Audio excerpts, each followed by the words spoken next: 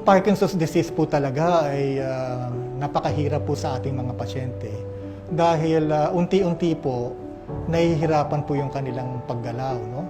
I'm Rodolfo Lubis from Lipa City.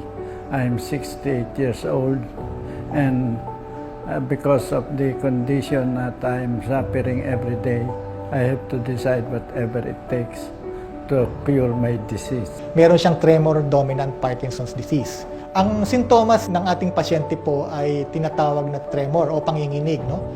Actually, when I was in the high school, way back in 1966 to 70, I got already my tremors.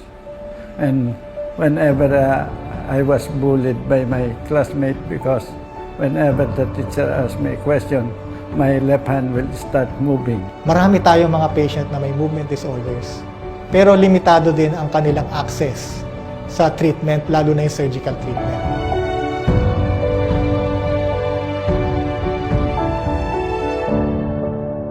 I have a lot of friends who knows my disease, and all of them were thanking God, especially my family. But it's only God who can do it, and I know that you were the instrument of them.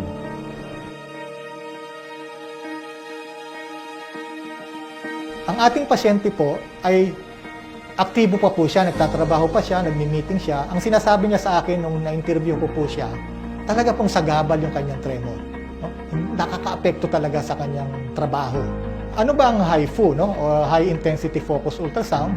Ito ay isa ring lesioning procedure na pinaliwanag ko, no? Na sinisira yung isang maliit na parte ng utak, no?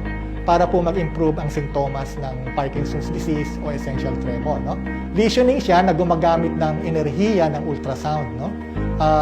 Sa HIFU machine, no, meron siyang mga mahigit 1,000 sources o emitters ng ultrasound na nakafocus sa isang maliit na parte ng utak, no?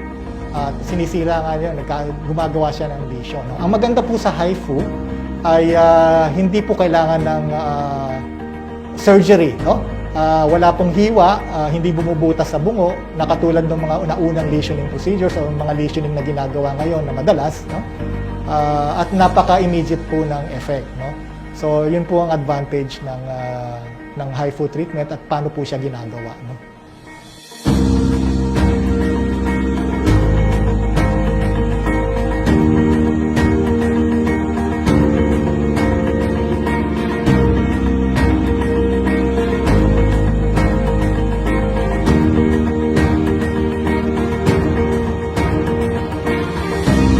I think that's good. I think the clinical team is happy with this lesion already. Can transporter and Pag na-treat na po sila, talaga mag-i-improve po yung tinatawag na quality of life po nila. Ganon din po sa tremor dominant Parkinson's disease, no? So talaga nakakapag-function sila ng maayos, no? At saka nung treatment po, napansin po namin na talagang maganda po ang kanyang response, no? Wala pong side effects, no, na nakita kami. Talagang immediate po na nawala yung tremor niya after the HIFU treatment. At tuwang-tuwa po siya pagkatapos ng gawin yung treatment. And thanks God, because it's really God who heals everybody. So I know that this is God's place for me to be in this situation, to heal me, for me to serve Him for a better and longer life. Dahil nagkaroon na tayo ng HIFU treatment, talaga pong magagamit po ito, ma-access po ng mga Filipino patient na meron pong movement disorders.